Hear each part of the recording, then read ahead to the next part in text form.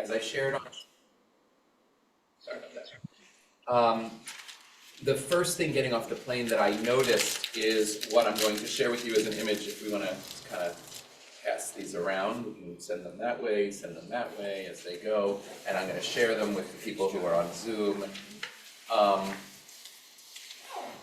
The first thing that I noticed,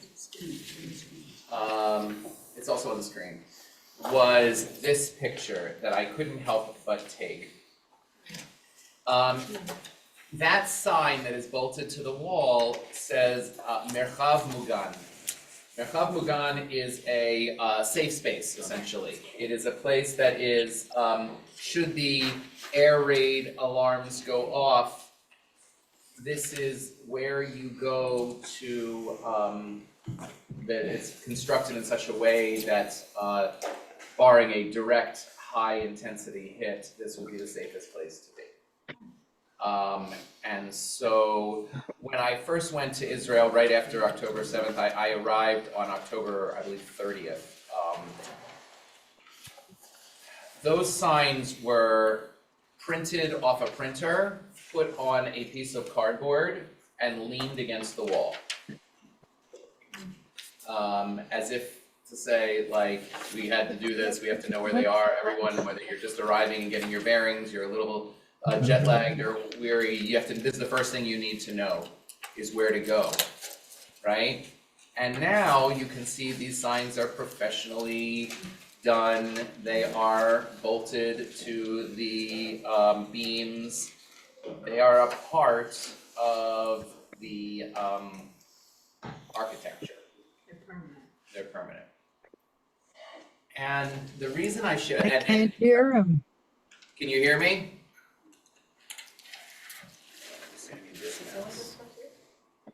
They're a part of the architecture. And the reason I bring that up is because, let's see if I can do it this way, there we go. Is because one of the things that I heard in Israel repeatedly, and some of the people on this Zoom were with me or here,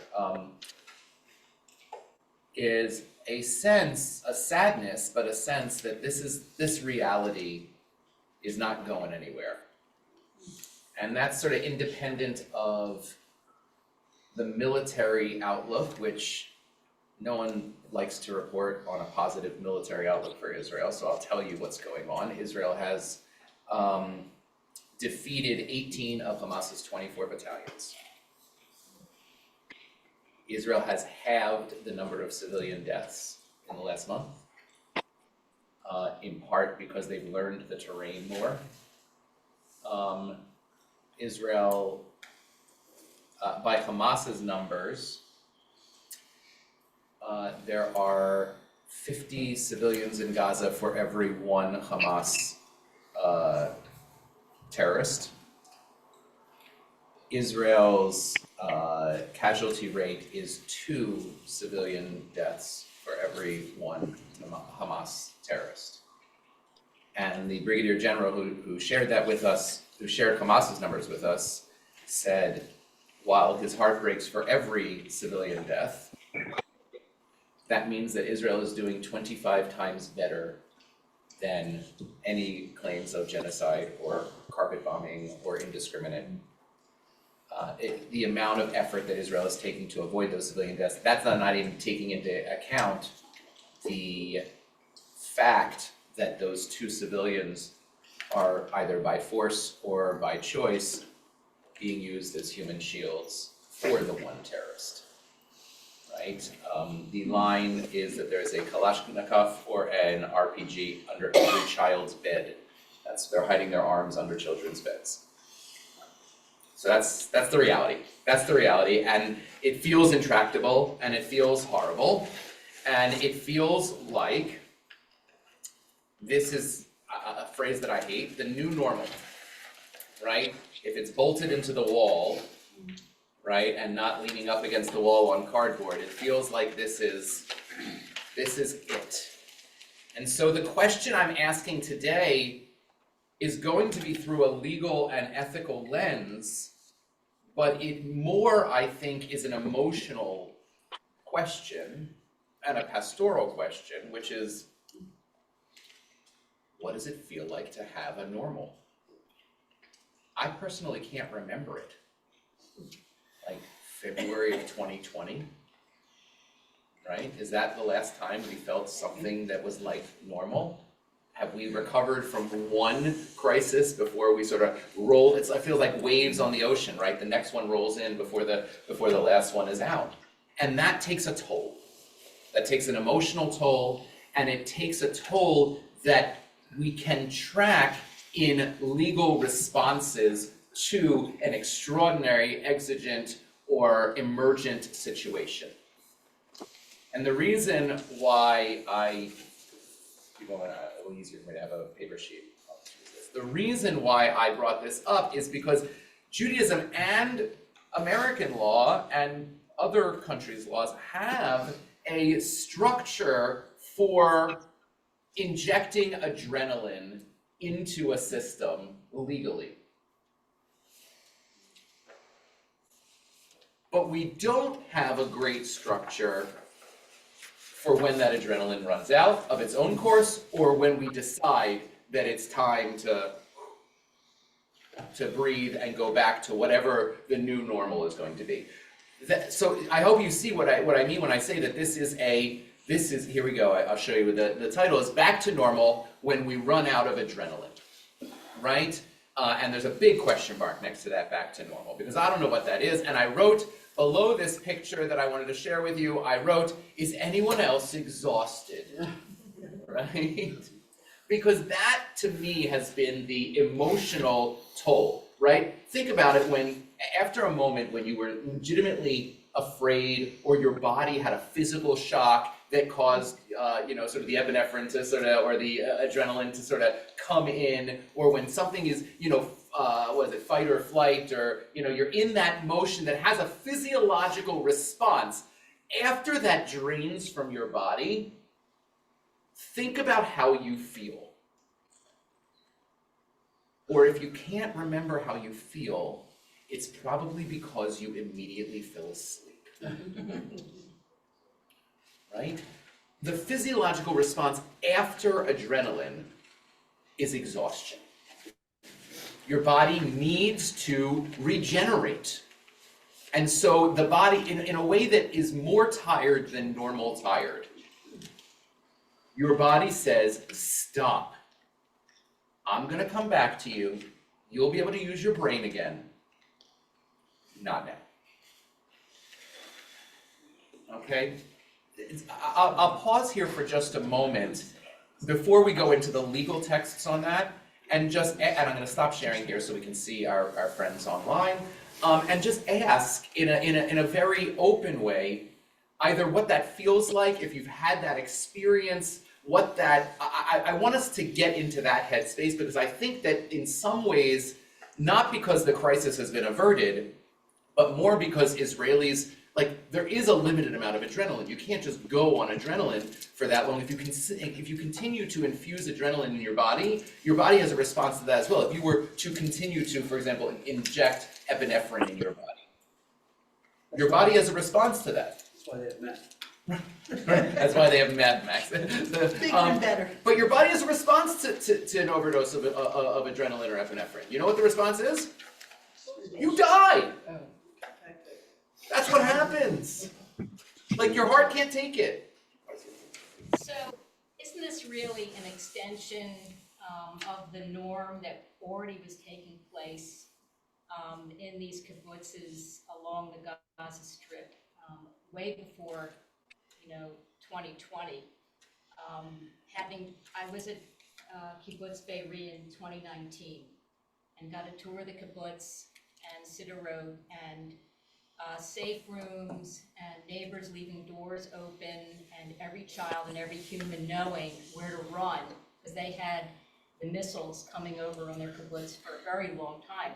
That was their norm. This almost seems to be an extension of what the people living on the Gaza Strip have been going through for years. So thank you for saying that, Marcy. And could everyone, just a hand up if you could hear that? Right, Josh good. asked that we repeat the question.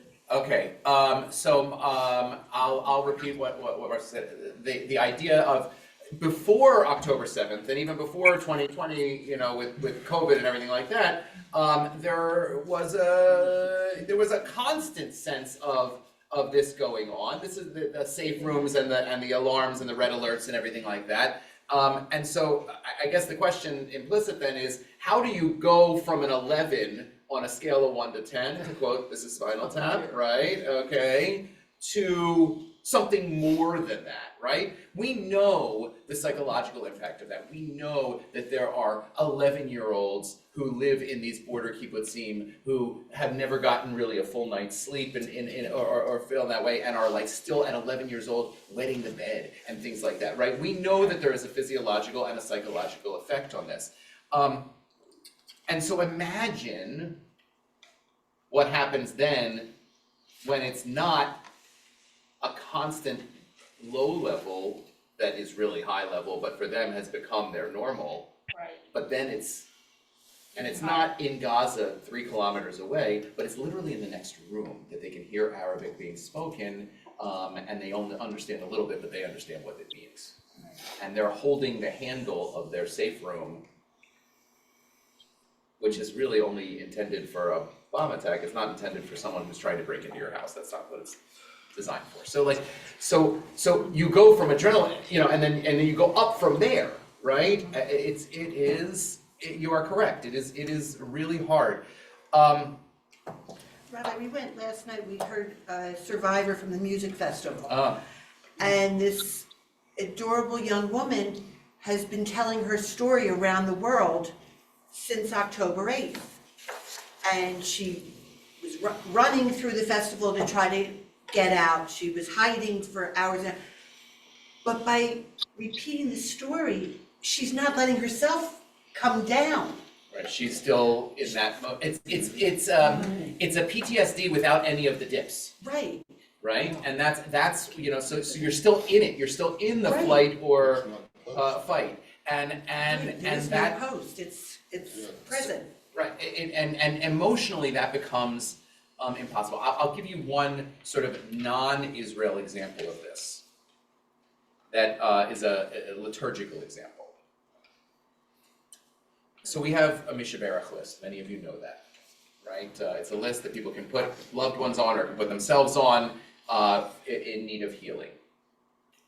And our practice is that every month, Elaine in our office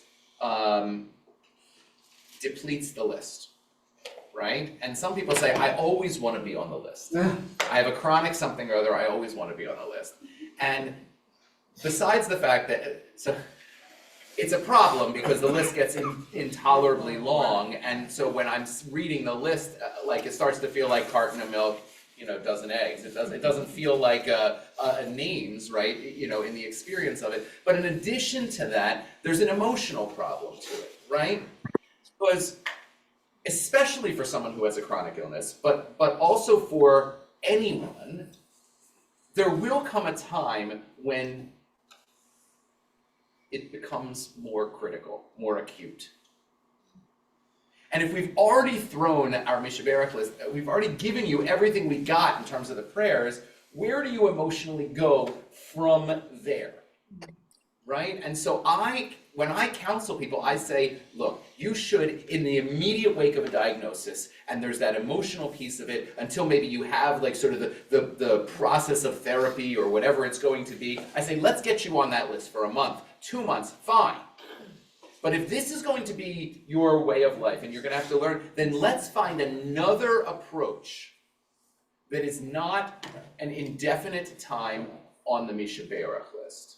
Because if you are indefinitely on the Misha Berach list, and God forbid things get worse, because they always do, like eventually, if you spend your entire life on the Misha Berach list, eventually something's going to get more acute. What do we do then? Prayer-wise, liturgically, what do we do then? We need to have, I'm trying to get to what this says here. We need to have a way of responding I'll say what Jess said in a second. Of responding in the crisis, even if the stasis is also pretty stinking bad, to Marcy, your point, right? And Josh says it's the same thing about everyone standing for mourner's cottage. I think that's more prevalent in Reform synagogues, that everyone rises regardless. But there is, I think the intent is to stand with the person and to give, but you're right, it does detract from the experience of being seen in a moment of crisis so that people can come. That's why we don't do that. And getting the care in a moment of crisis or a moment of loss or a moment of sickness or a moment of attack, whatever it is, we can only sustain that for so long. So that's the emotional piece of this, and even the physiological piece of it. I want to go into the legal piece of it because that's kind of what I promise people I do here. So let's see which one of these I want to do. Keep forgetting which computer is which. Okay, so we're going to go into the text here. The way that the text, that Jewish tradition understands this is with two terms, and I'm going to use these terms in the Hebrew because the English is really clunky. It's really hard to say extenuating circumstances or as immediately exigent moment. Like these are a lot of words. When I can just say shat hadchak, which literally means shat hadchak, which literally means sha'ah is a moment of crisis, right? And there are all sorts of laws that are enacted only b'shat hadchak, in a moment of shat hadchak, right? Okay, that's the first term. Shat hadchak means exigent circumstances or emergent circumstances, right? The other term you're going to hear me say a lot is the word b'di'avad. B'di'avad is Aramaic. It literally means in the midst of it, meaning like we're already in this issue. I don't know. I didn't plan it. I don't know what I'm gonna do because I'm in the middle of this moment. Sort of ex post facto is the term, right? Okay, which literally means after the fact of it happening, right? And so now, if I'm already in this moment, is there any circumstance or leniency or understanding by which I can get out of this moment and not be violating Jewish law or something like that? So the two terms are shat hadchak, which means exigent circumstances, and b'di'avad, which means we're in it, what are we going to do now? Right? Okay? Those are the terms.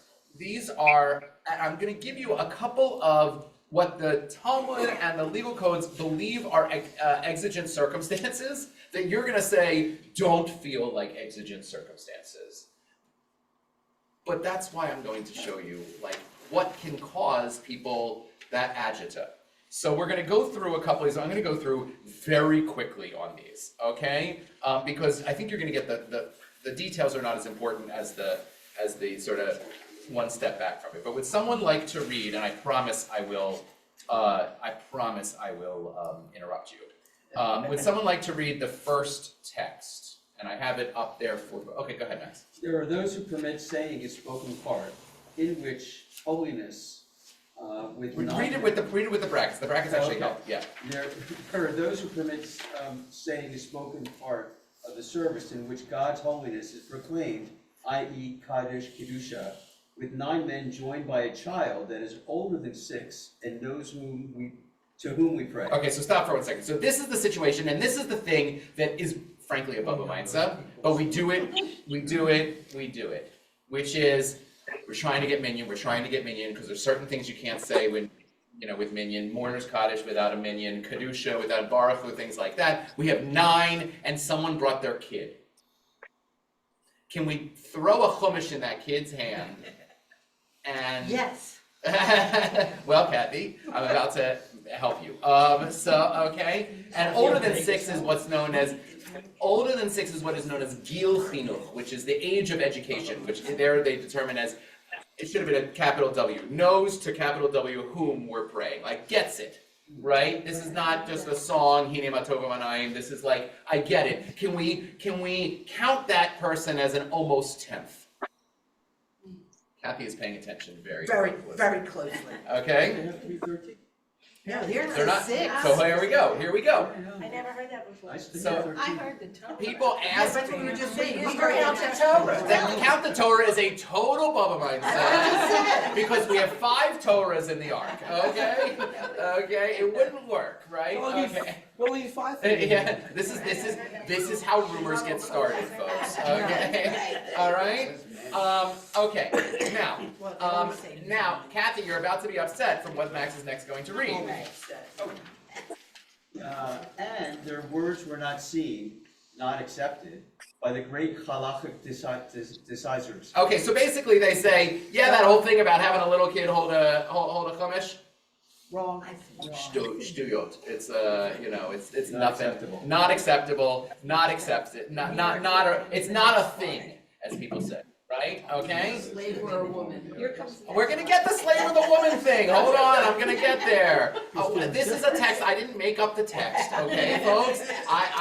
It's from the Shulchan Aruch from the 15th century. Give me some time. I'm gonna get to the women, okay? I promise you, I'm gonna get to the women.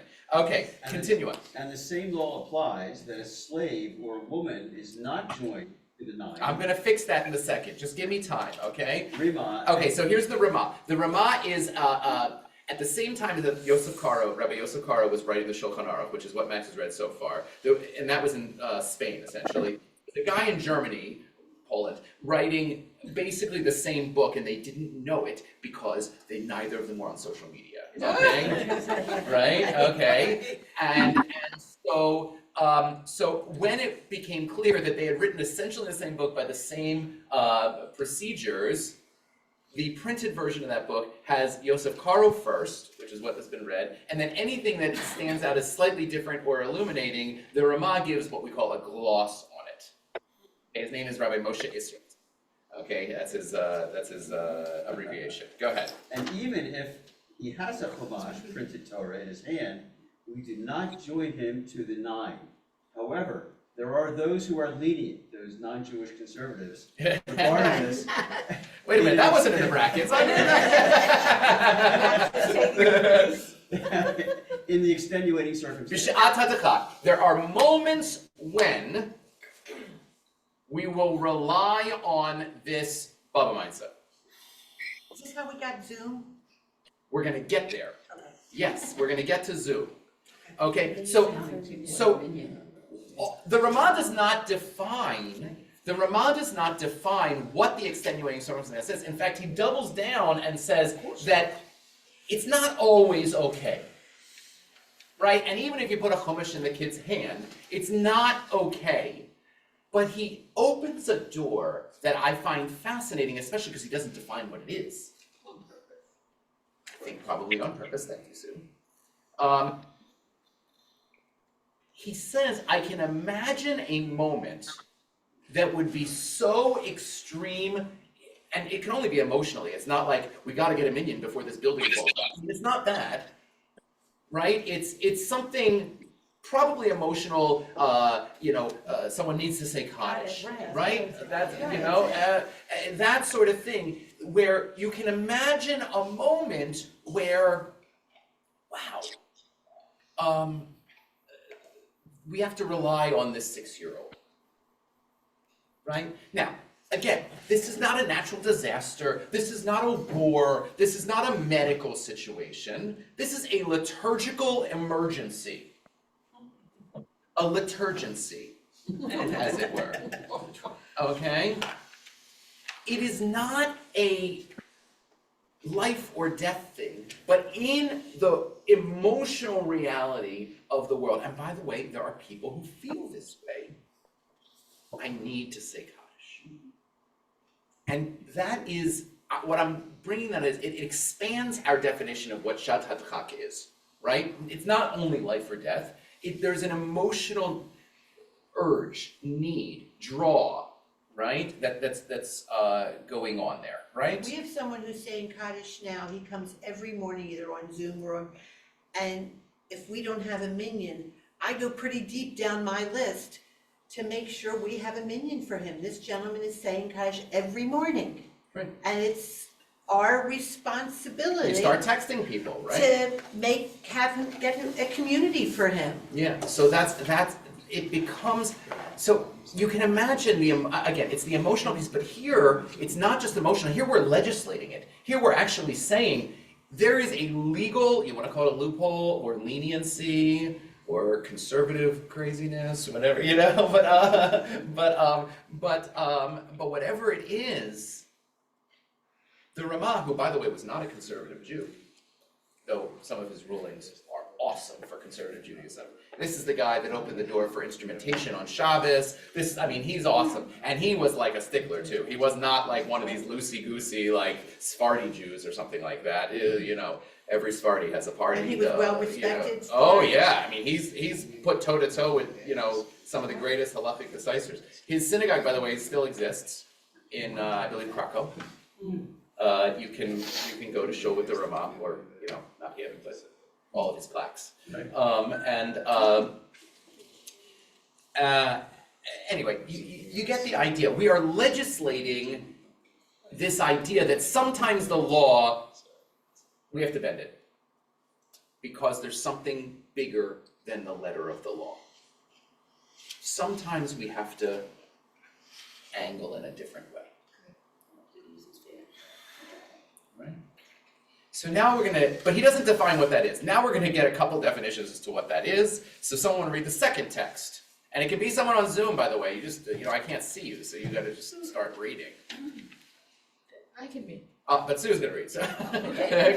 Go ahead. One who is over hasty and recites the Shema of the morning prayers after dawn, before sunrise, even though he finishes before sunrise, fulfills his obligation. Okay, so stop for 1 second. We have a situation where there's a certain earliest time that you can say the Shema, right? And it is, basically, you can do all the lead up stuff, because that stuff doesn't really count. Did I say that out loud? But you can do all the lead up stuff after dawn and before you see the sun sort of, so dawn is when the sky is light enough. Sunrise is when the first little tip of the sun goes over the horizon. And there's like a 30-minute window in there, right? And so there's someone who says, well, I'm a very quick davener, if you didn't know this, right? So if I got up at dawn and I was like, I gotta hit the road here, folks, I'm gonna get started, I would get to the Shema before that little sliver of the sun, because I'm fast, okay? What I lack in accuracy, I always make up in speed. Looks like you're not well. Is it right? Oh. Yikes. So if we do this accidentally, according to what we just read, that's okay. You've said your Shema, it counts, right? Now the question is, what if you do it purposefully? I got a plane to catch. If I say sun up is about 6:15 right now, what if I say I gotta be out the door by 6:18? I'm gonna be totally ready to go. I can't do it all, right? In that little window. So go ahead. In extraordinary circumstances. That's shad hadchak, that's that word. Good. One who rises early in order to travel, and a delay would cause him aggravation and prevent him from concentrating on his prayers. Rabbi Manoach, yeah. Manoach cites other examples where leniency is granted, among them a day where there is a burial, or a bris, or Hoshana Rabbah, when the prayer service is extended. One may recite it at the outset from dawn. Okay, so this is what we call in Latin, I believe Latin, a priori, right? Okay, in Hebrew, lichatchila, meaning I know that I'm gonna get to the Shema before that little sliver of the sun comes up, but I got stuff to do. And I have to get and I won't have, but think of how we're defining extenuating circumstances here. My davening won't be so good. I'm not gonna be able to really focus with the right intentionality and spirituality on the prayers. I'm not gonna be able to concentrate. Or I gotta get to another mitzvah, namely a funeral or a bris, right? There's another mitzvah that will require me to do this, and so I gotta daven early because I won't get there. Or I love the last one. Or Hoshana Rabbah, which means basically the following. Hoshana Rabbah is the rabbi's favorite example of an absurdly, stupidly long service. Yep. That's not on Yontif. Yep. right? On Yontif, you can have a long service because where are you going? On Hoshana Rabbah, this is your last day before Yontif. You gotta get ready. You got stuff to do. And Hoshana Rabbah is a stupidly long service. Okay? I can send an invitation. Said the next rabbi. year. You can all come. But right, I know, I'm really selling it, by the way. I will tell you, what I lack in accuracy and makeup and speed. I do Hoshana Rabbah in an hour and a half, which is fast, okay? Because it really is about a 2.5-hour service. On a weekday, never, okay? So like, all right, so what the rabbis are saying here is, if the service is gonna be long and you wanna start it early, go for it, right? So these are the reason I put this text in addition to the prior text, is this one now starts to define things that I would say don't feel life and death to me.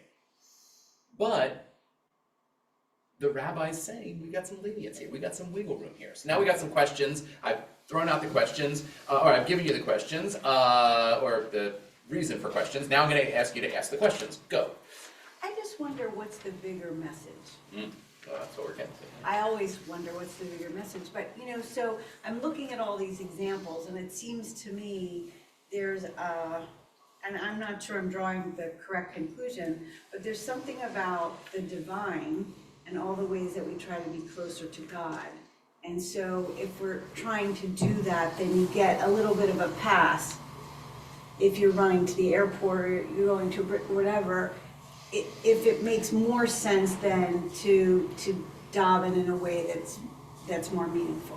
So I Is that think, part of it? so Amy, I think that's part of it, is that our goal is to have a meaningful experience in these things, and if that means that we have to sort of move it up a little bit time-wise, then we are getting a pass. I think the other concern, which is real for some people, is that they'll say, well, if I can't do it according to the letter of the law, I'm not gonna do it at all. Right? And that's throwing out the baby with the bathwater.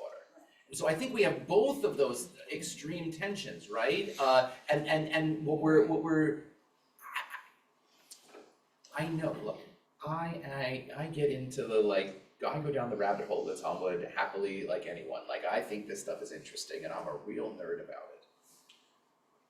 But I think that the meta lesson here is that there's a greater good. There's an emotional, to your point, Amy, emotional requirement as well.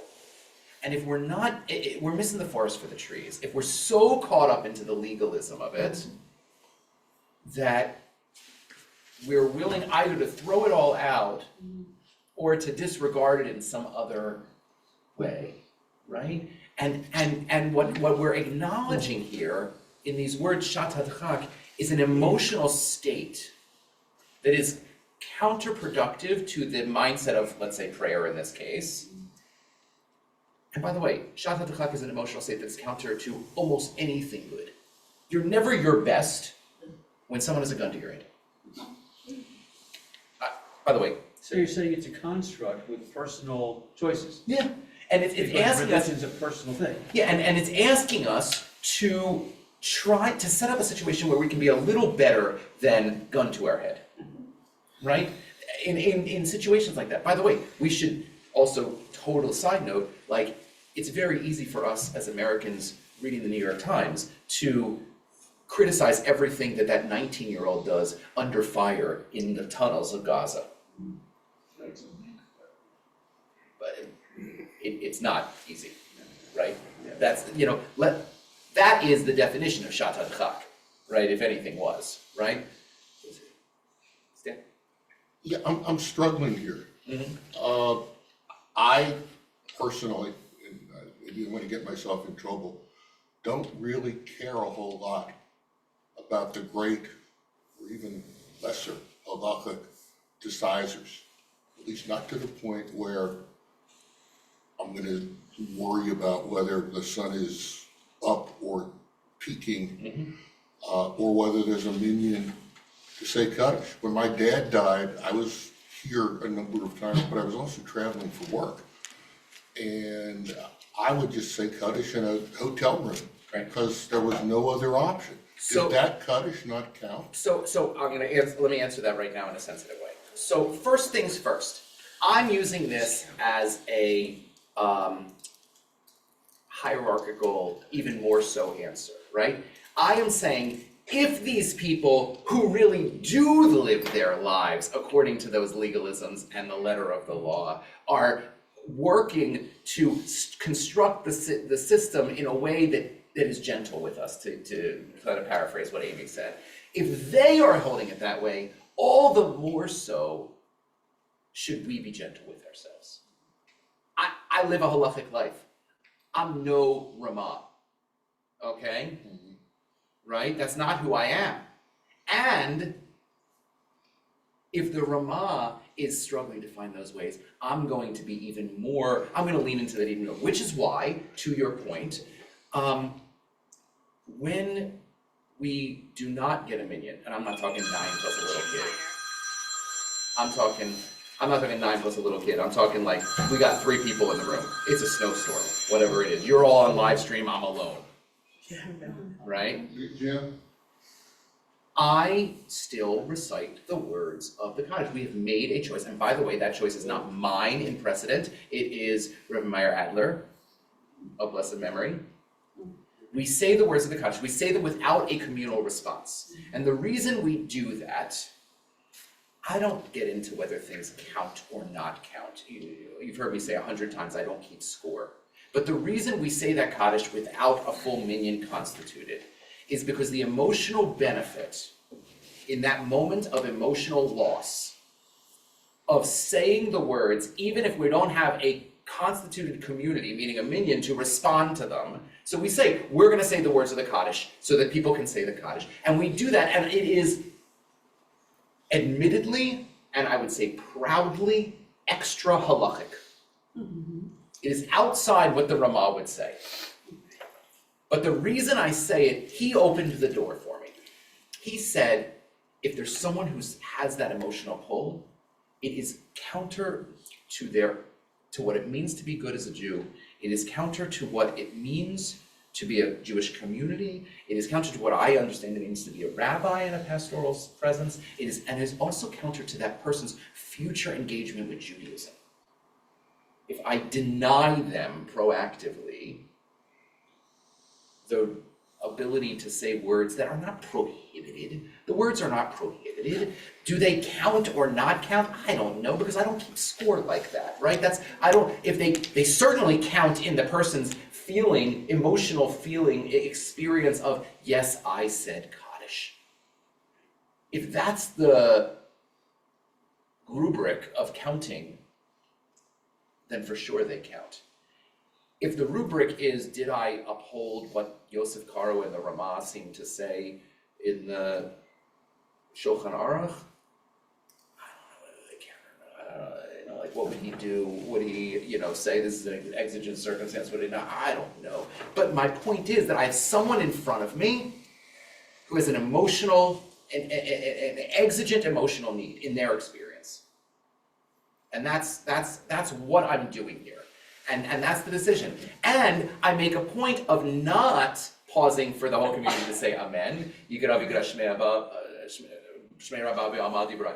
don't stop for the amen. So that I still keep that, I imagine it's like a little thread, like a little heartstring thread, like saying I don't want to make it meaningless to get a minyan. I want us to strive to get a minyan. I want us to feel like I wish we had a minyan.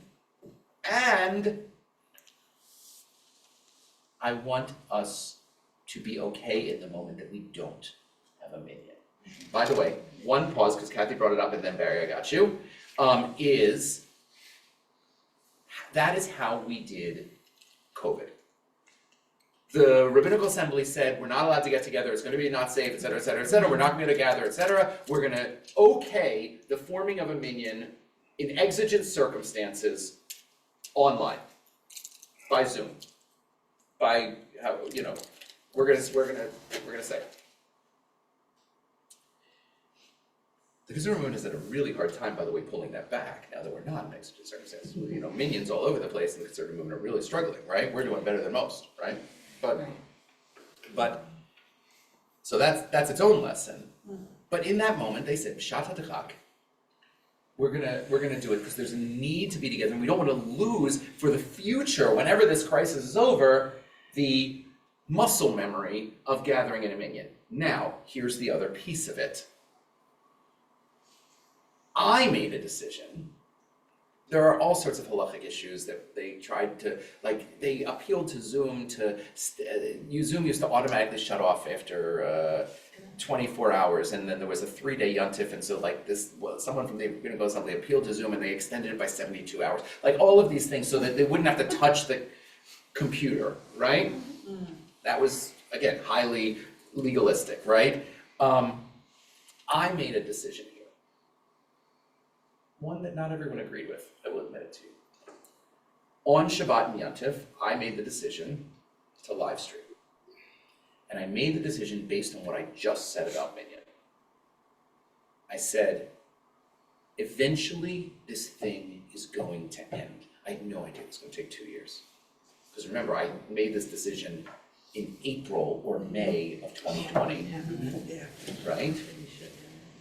I said, eventually this is going to end.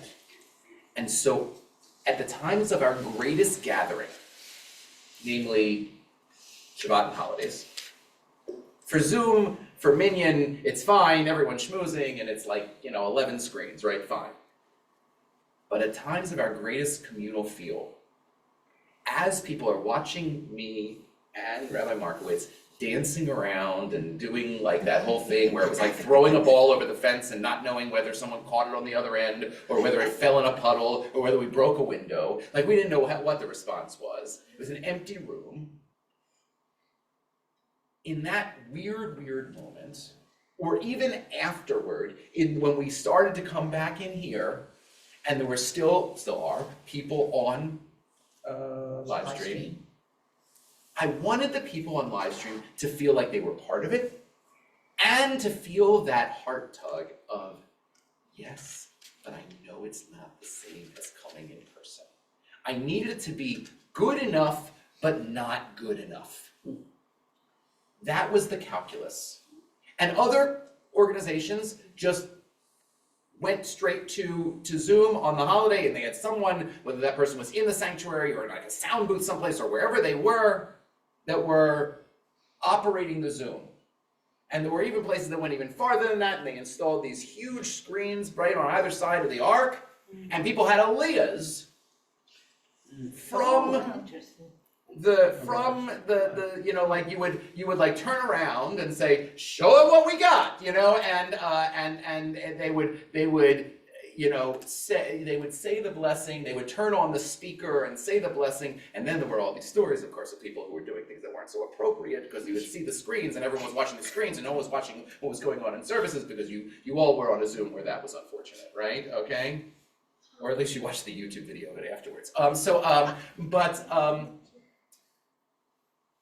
I made a decision that I wanted it to be kind of good, but not good enough. So that when the time came back to reconstitute the in-person experience of being in community, people would have felt that the entire time. It's just not the same. It's just not the same. It's just not the same. And that was the goal. That was the difference for me between Shabbat Chag and emerging from Shabbat Chag. Barry, you had wanted to say something. It seems to me there's two different concepts of the issue here. First, you're talking about exigent circumstances, and that you've given some examples, and COVID was a good one. But then you get into what's halach and what's not. And a lot of the things like you just described is the exigent circumstances are over, but then you have to decide from a halach point of view, what are we going to do? Are we going to go back? Right, and now that's a halach decision, not an exigent circumstances. And some of the examples you've given, and you've used the word halach, not exigent circumstances. I remember when I was on the ritual committee and I was talking to Rabbi Warren, back in those days what he said, and it's not Orthodox, conservative, reformed, he said it's community. He said, when I have to make a decision like you made, I base it upon this community. Yeah, this community. This community, and I have to see what's this community thinks is best and what I feel is best for the community, and that's how I make the decision. And that's essentially what I did. Right. That's why I'm saying other communities did it differently. I can't speak to how Rabbi Wernick made his decisions? Well, it was with ritual committee and discussions and figuring out what he felt was a lot. And then the example I had back then was a non-Jew on the bima and how you deal with that. And that was also a difficult decision and things of that nature. And he decided it based upon this community. For sure, and we're gonna get to that, And that's not Though what I easy. would say is, I would guess, I can't speak to Rabbi Wernick, but I would guess that he didn't just decide it, the only data point was not just this community, it was also a breadth of halakhic text and Yes, knowledge and- that fed into that. Yes, and he had to believe that he could, find some basis in a broader scale to get there. He couldn't just violate, but a lot of times it broke down to he could go either way. And then when he could go either way, he made his decision based upon what he felt was best For the community. for the community. Yeah, and that's exactly what I'm saying here, right? I felt that for this community, we were going to want to get to a point where we were going to want to get to a point where we would get back, this community needed to be in person. I made that decision. And so I wanted to make it not perfect to not be in person. Right? And and I wanted to situate us in that tension, right? That's it. You were live streaming before COVID, because my brother So we actually were- live streamed your service. He was in the hospital over Yom Kippur, this is a couple years ago, and he was so thankful, because his synagogue did not in. We were live streaming because the way that we do live stream, that was another halachic bonus, right? So what Elisa, that was a halachic bonus. Everyone else was spending billions of dollars to get these systems retrofit. We had the system already on the back side of our, the front side of the, because we had been live streaming to nursing homes and hospitals since 2012. Right, so we were able to use a system that already existed. The question was whether we were going to quote unquote upgrade, as some synagogues were, to have Zoom in the balcony, to have someone on a laptop in the balcony, highlighting certain people, muting other people on Shabbos. And we decided not to. We decided not to. It's an expensive. But a lot of synagogues did, and by the way, a lot of synagogues still do. This is now however long after COVID. So, all right. So I'm just going to move through, I'm mindful of the time, I'm going to move through these texts. The next text, I just wanted to be on here because this is the B'dei Avad text, right? So sometimes things happen, right? Sometimes things happen. This is my classic example of this. Sometimes you're cooking a big pot of chicken soup, enormous, Seder, big stuff, right? And you have the creamer on the shelf above the pot. Bad idea. Don't do it, don't plan to do it, but a little drop of cream falls in your chicken soup. That's horrible. But it's only a drop, Doesn't matter. and it's less than 1/60th of the volume of the soup. It's permitted. It's kosher, 160 is permitted. less than 1/60th, because it is B'dei Avad, because it is, you can't say now, well, if it has a little drop of cream, that makes it a little better. You can't do that. That would kill me. You would throw it out, but I'm telling you that it's kosher. What would you do? I would, if it were all in one spot, I would scoop it, but if not, I would say, oi, and then I would go on. And I would eat that soup. So, okay, so this is what I'm saying, is that there are some times when you're just in a moment, and you have to go with it. The modern Hebrew is zorem, you gotta go with the flow. And sometimes there's just a little bit of cream in that flow, okay? And okay, but only a little bit, and you can't plan for it, right? Because lechatchila, at the outset, a priori, it's not kosher. If I say, oh, all I need is a drop of cream in that chicken soup, makes it so much better. No. But if it were an accident, and don't make it an accident. So okay, the next text, which is, I'll slide down here, hold on 1 second. The next text is a similar one, but this is more of a shat hadchak that actually was dangerous. So there's a law that you're supposed to show your menorah, your Chanukiah, publicly. But in a moment when there's persecution, there were some concerns about this on college campuses this year. It's here, it's a big issue. Yes, about how public your menorah should be. And there were legitimate, and I've had this conversation with a number of our young adults about wearing their chai or their Jewish star outside their shirt or inside their shirt. I have had this very conversation. And what I usually say to them is, I cite this text and I say, look, wear it under your shirt. Because you gotta know who you are, even if you should always, I don't wanna put you in a place of danger, but you can know who you are, right? Now, the problem with that is the next text on the page. I'm moving through these texts very quickly because we're almost out of time because we've had really good conversation here, okay? The question is, can you rely on an exigent moment to sort of chart your normal? Can you make this to use this phrase that I hate, can you make this the new normal? And the answer is no. The short answer in Judaism with this sukkah text that you have here, and I'm just giving you the boldface, ein sha'at hadchak ra'aya, which means actions taken in exigent circumstances are not proof. Right? That's an important situation. We have to, because otherwise we lose our authenticity in some way. And you also, like the Mishnah Berurah list, you lose the ability to call something a special circumstance. If you just say, well, now that I did it once, I was starving to death. I was literally starving, and the only thing that there was to eat was straight up treif. But now that I've eaten it, hey, I'm in, right? That's not the way it works. The goal is to live our lives not in exigent circumstances, not b'sha'at hadchak. Our goal is not to go from crisis to crisis. I have not attained that goal in too long, I cannot remember it. But the goal is to be able to live our lives with some measure of forethought so that the cream doesn't fall in the soup.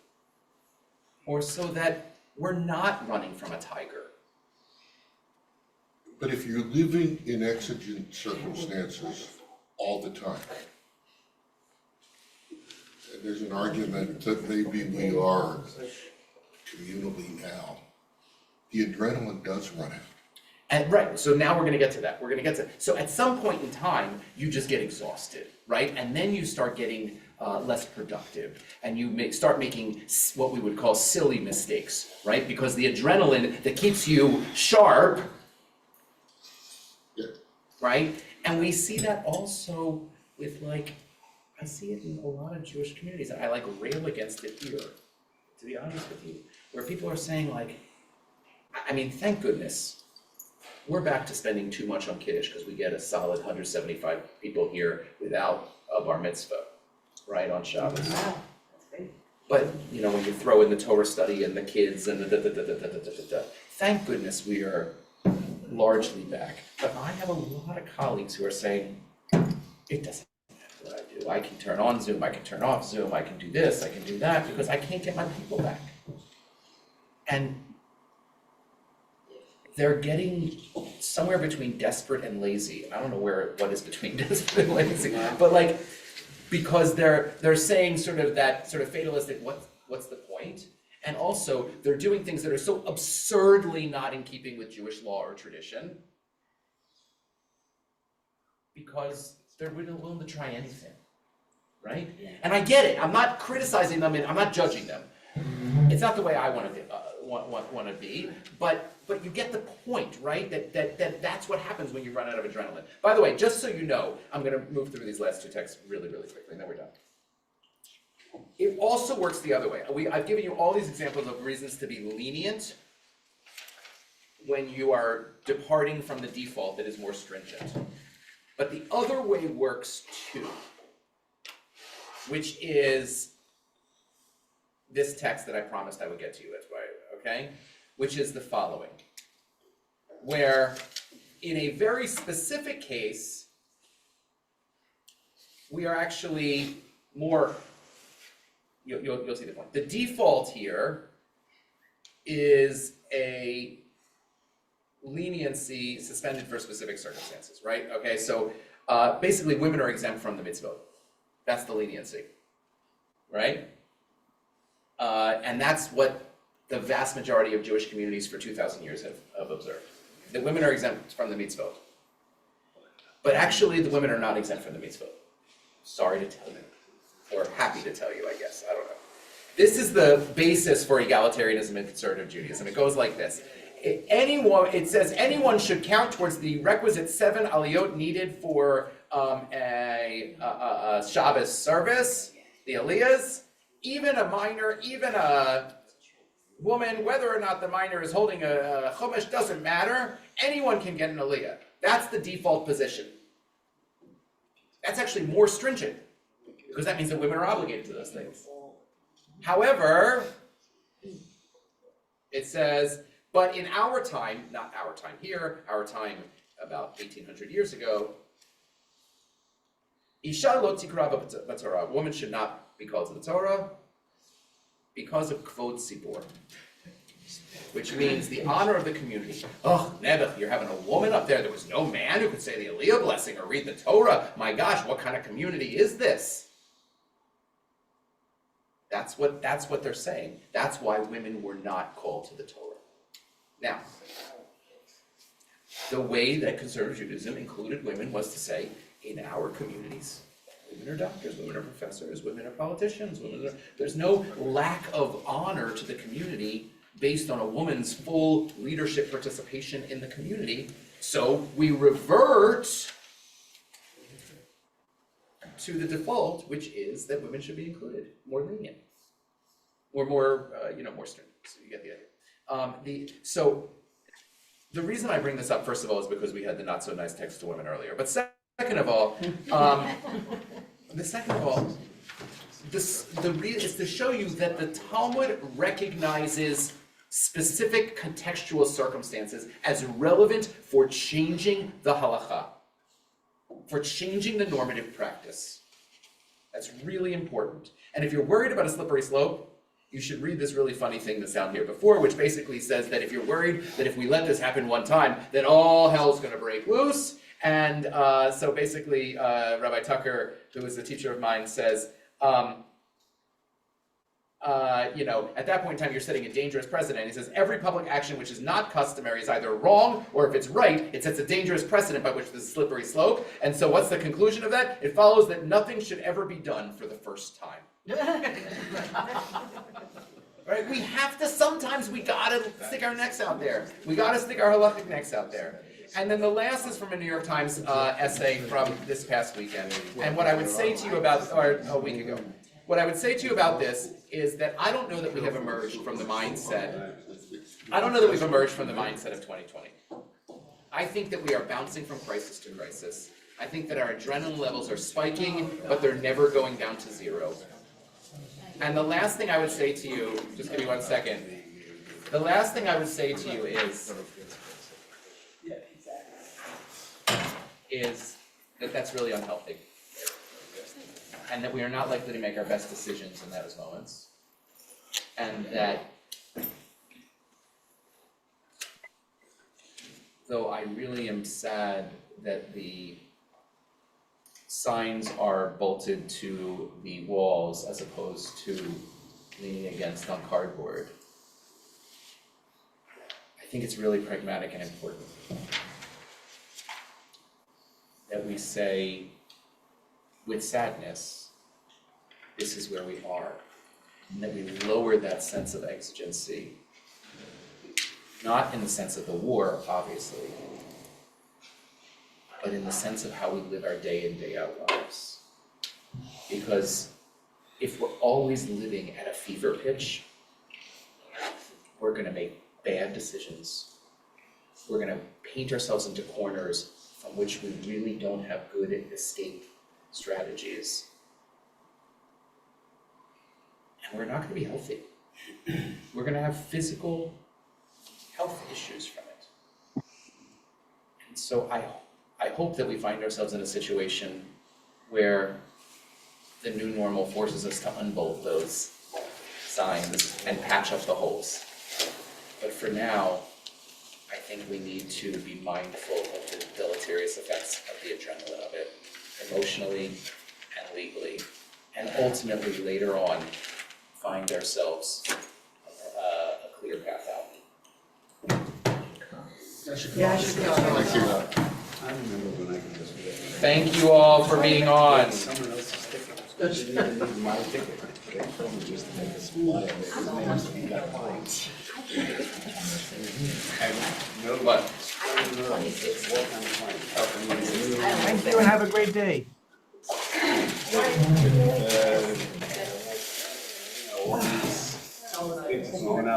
I want to know about the guy who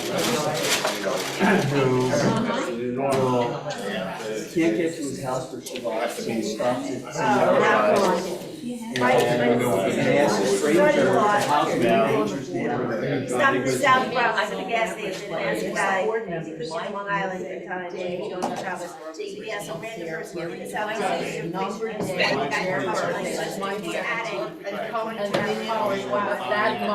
wasn't married at that time to my sister's daughter.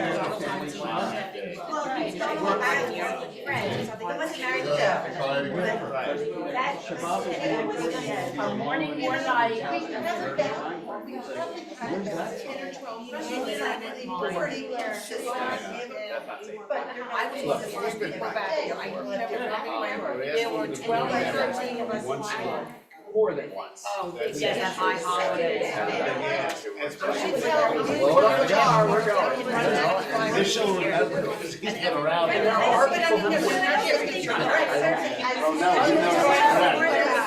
Try it again. And we can bring that up In New York. Yes, it's. Because everybody has a version. So I would come to say.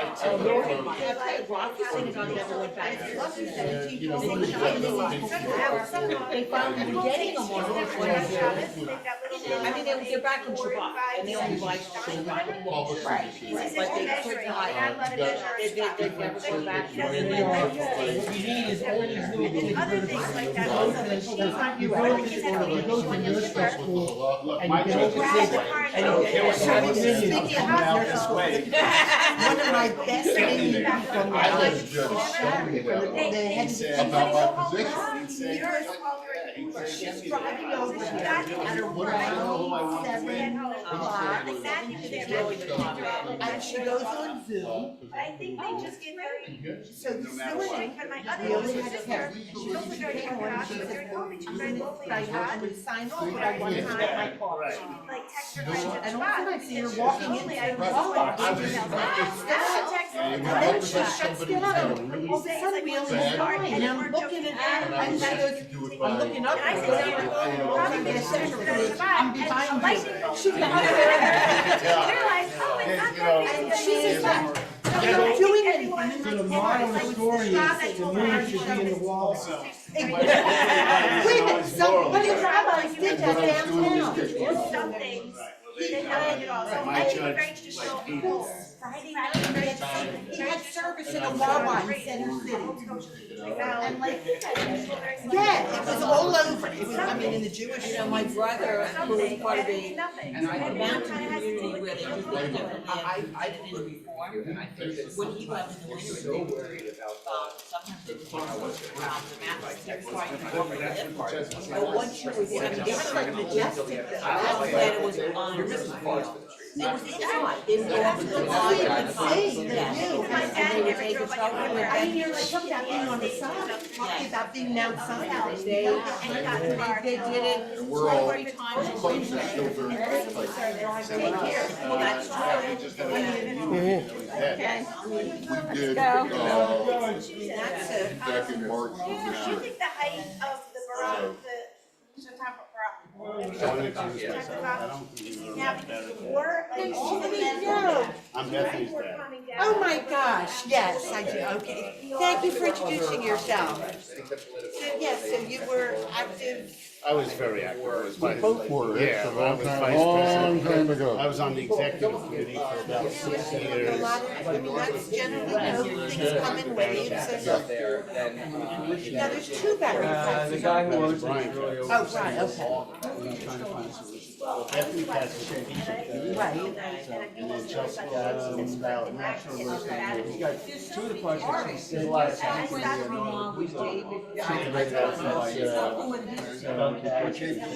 They were members of the My NAC. 6th grade teacher, I remember, my 6th grade teacher was a baby packs. He's probably not going to do it, but he hopes that, so we're, Because I'm reminiscing, so when we redid the sanctuary, And I'm also he's way in over. and my grandmother told me, wanted me, He's very, he's my colleague's doctor. Anything that's going to happen out here will well, require he definitely has zoning his limits. variances. Yeah. And I remember was Israel, working, right? It's my friend's daughter. And they I didn't realize at the time it was my She only had a down replacement. And she was They working sent us a for, date, and it was like too far. I said, we're gonna be dead by Monday. So they give us another date, and it's like Arab young kid. and that must have been And it's very a Catholic, I mean, that was an example where And it's gotta, and if it's not, if something's gotta happen. worry about Philip, this young kid. We said, you worry about it, he said, we have live streams. Belgium, Boston and then Newark. Gotta do what makes sense. No, it would never become that expensive because you can't. The Scripture thinks it's ridiculous. I'm the one who wanted to go back to meet. I was telling you, we were here when they were So, Right, we were. That Like, one, I don't know what else they could have done in 2020. No, they couldn't have, I just felt so unfulfilled, Whether we'd have to try that out. We went from So, there, we we started like here, and we ended up with Sharon, there's discussions going Sheep on. Park in Los Angeles. Sharon, as long as you want them we out. ended up with Sharon Show You and didn't want did them a there, they walking weren't show. moving the kids And they anywhere. were going to It's nice that when the real So it needs to be It local. changed 5 days. But if residents can afford, They got And we back ended to up having campus. like 30 they're people, gonna have because to all have these people we knew were down the shore. One side. And people that- Lower Marion and Norfolk was very opposed to that. Like, Like, they're it's not also like. outside, they felt safe. Maybe a larger Right, so we maybe a said, we're larger doing residential Tosh project. Lake this time on this street at the But, ocean, and we had like 30 people, there's- plus kids. Yeah, Mike is Can't let right. the town die. So, No, no, What? that guy, he It's must having be. changes in the system. You want to Sunday? I got a bunch of guys. Did you get to fly to Boston? Sorry, from Rowan. It used to be to very. Boston, and then a bus. Yeah, that's. Mitch is good, What though. was it, was there He's zoning? got a He couple knows of, his stuff, yeah. discussion, what's going on. Now, did you raise your children You know, out? where it is going. How old are your kids? Talk to Yeah. Jim. Right. There's a couple Okay, so things my in young man is process. 33. So too many open issues to really. They went to Harrison, they graduated from Harrison. Yeah, my goal was to try and save the borough, but you weren't a member of the system. No, Philip and I were, our Bob You know, Mitzvah the here. elm is, With brother and we're sister. 100% Yeah, Philip's but part, at a certain point, bar mitzvah partner, and my bat mitzvah the partner. elm, We're brother and sister. And I was one of the first girls to be bat mitzvah on this Saturday, April of '70. And then we were married here. And then both our parents left for different reasons. And we ended up raising our kids in Barzani. And then we just couldn't handle that anymore, let's just leave it at that. Like the alarm goes off. That- no, that's Bethel.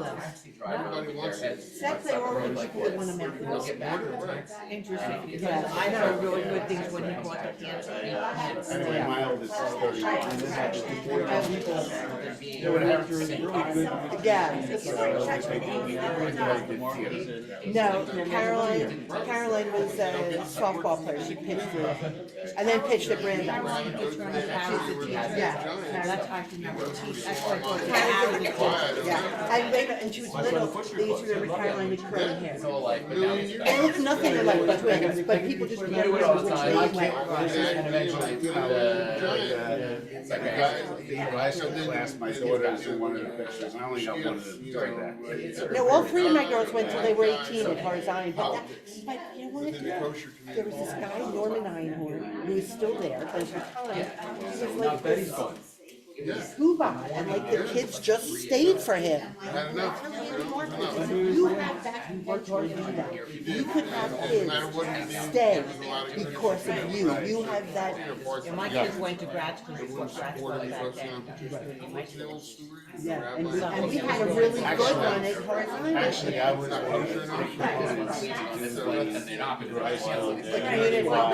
That was impacted when I was. Yeah. Okay, so when my husband grew up, it was always the fourth grade. Have a good day, yeah. But they didn't have it, they would have enough, and I think it was my idea, actually. Somebody else there, and you It's got funny it, how you got things that it. existed and left came back. Yeah, now it's still the same way. Well, it went back to a grad school. There's no Jewish high school down here. No, but it's. See you on Sunday. I'm gonna go say hi to my daughter. Don't shoot See you on Don't shoot me as I walk. Hold on, my daughter's teaching here now. I will see you, what is this? Yes, this is a normal Saturday, we have no plans. A lovely young. Is there a bar bar Yeah, lovely.